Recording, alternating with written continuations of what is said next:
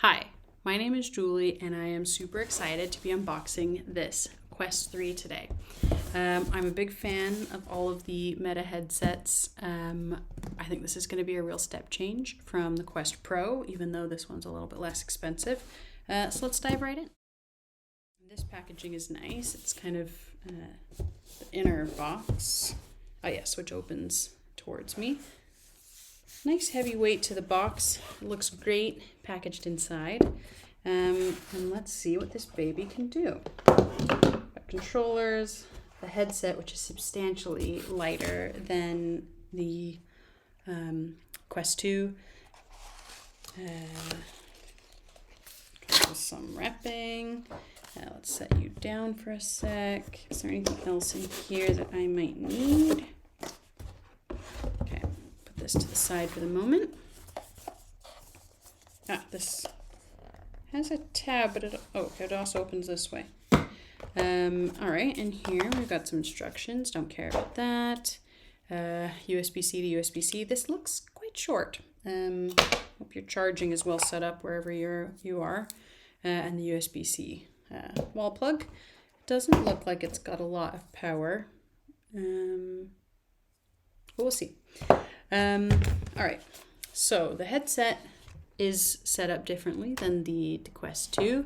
Got the three kind of camera bays at the front. It's much slimmer. I should have brought a Quest 2 here so I could look at them side by side. But yeah, that looks nice. The head strap is very similar to the Quest 2. We still have some of the lower down facing cameras. I hope that'll make hand tracking and things feel nicer. And in general, this looks pretty good. Let's power it up. That camera placement seems unfortunate. I don't know about you, but I just plunk my headsets down, and I feel like I'm going to have to be really careful with this one just because where the cameras are at the front. I have to say, in terms of fit of the headset on the face, this is the best one that I've seen yet. I have quite a flat nose and flat face, and I find most of the headsets have like a gaping hole at the bottom. Like I can still see fully out of the bottom of the headset, as where this one is actually very closed off along the bottom. It makes a good seal to the face. It's dark in here. I haven't turned this on yet. I should have looked where the power button was before I started this process. I don't like to read the instructions, so I feel like I'm sure I can find it without. How do I turn you on? Yeah, this is a different control than the previous headset. Of course it's there. Okay, we have a new button that wasn't on the previous headsets. I already forgot where that button was. There we go. It comes on. If you're fitting your headset and you never feel like it feels good, I always get the height right. And one way to check whether the pupil distance is right is to shut one eye, close one eye, shut one eye, close one eye. And if you see stuff moving side to side, the pupil distance isn't right. So it's always good to get accustomed to that. It's going to make me go through this tutorial before I can do screen and screen, but bear with me. Oh. This is very disappointing. What I see in the headset here is updating to the latest software. Oh, it said 1 hour remaining, and now it's 6 minutes. Now it's 5 minutes. Maybe this won't take as long. You know what? I'll play the game. I'll plug it in. Look how short this is. What is that? 1 meter? That's not enough cable. It's not enough cable for my life. I don't know what you do. Okay, I think the restart. I'm gonna unplug. I cannot stand to be tethered. Oh, bugger.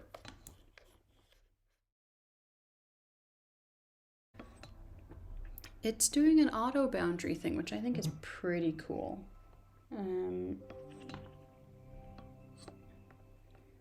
For the moment, actually, I'm really happy with stationary boundary. I just want you to see what I can see. Watching someone set up a headset is not useful or fun. Let's just reserve now, so that goes away. I don't want to miss out on that. Let's just put that out of the way for now. This is kind of interesting. This is, it's not a two-handed grip. HoloLens, you have two-handed grip, but that's okay. That actually feels really nice. That is new. When I used my Quest this week, that was the first time I'd noticed it with these new handles around the outside, but that's quite nice. Let's just have my lap vibrate up there. So one of the things that's most exciting about Quest 3 is the improved pass-through view. Everyone's really excited about this, but I wanted to look at it with a couple specific objects and point out some things that I'd noticed. So I'll start with this cube. And this is just a sunglasses box.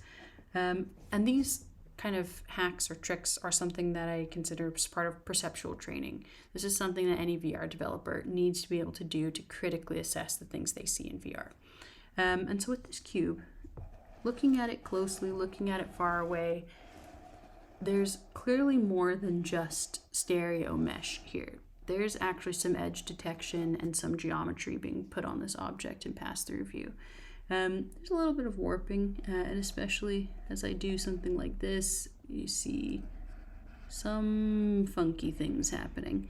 I'm quite close to the box, but yeah, from this kind of normal eye distance, you don't get that warping. But it's interesting because you see the edges on this box, I mean, and they are like sharper and crisper. When my hand moves over, you get a bit of warping. These are sharper and crisper than this box is in real life. Like, it almost looks like a render sometimes because it's actually got some geometry kind of put through it. So the cube's an interesting one. I like that. I noticed that when I first used Quest 3. I also have a cylinder. This one, slightly disappointingly, is obviously not taking the same geometry and edge detection as some of the other objects. There is that warping as you pass your hand through something, but that's how it is. You see things like the edge of the laptop. I mean, it looks like a render. It looks so sharp, sharper than it looks with my eyes.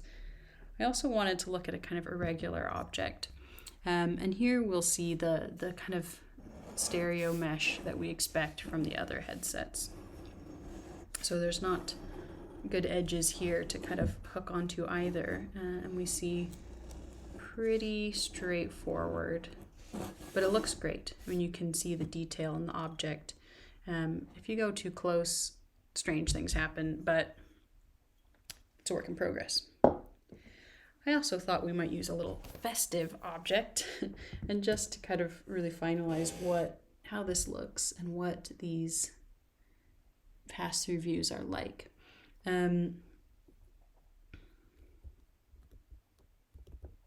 Yeah. Here we get that stereo mesh. The hand tracking gets a little bit confused by this, as you see.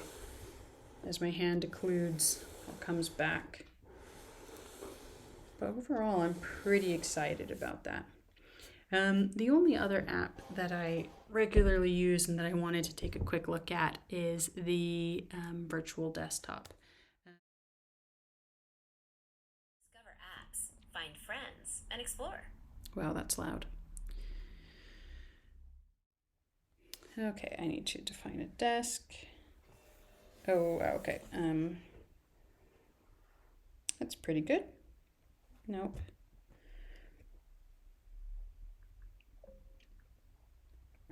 Cool. It's nice when it's in pass-through like this. Okay, leave me alone. Just let me do this. Ugh, can we skip this, please? No, no! Ah, I clicked the wrong thing. I'm pretty happy with that. Oh my goodness. Okay. This looks nice. This keyboard is the one that is trackable usually. I guess this computer's not connected to it though. That's interesting. My keyboard at my desk, which is the same one, tracks. And I've got the Logitech one, but I don't use it very often. What I want is desktop pass-through. This is the one, to me, it has been always the kind of ultimate test. Oh, there goes a cat. This one to me has always been the ultimate test of, baby, you're not allowed to be here right now. Please go somewhere else. That's very disconcerting. Okay, he wants to come here. As I was saying, this is the ultimate kind of litmus test to me, and the thing that made me so excited about Quest Pro, which is the seams between reality and virtuality. And to me, this is just exciting. It is a big improvement from the Pro to here. My wrist isn't quite bent like that, but that to me is the most exciting part. And the hand mesh and the shape of, the hands and my arms, it's pretty incredible. I'm really excited about this. So thank you for watching, and this is going to be an exciting time to be playing around with immersive tech.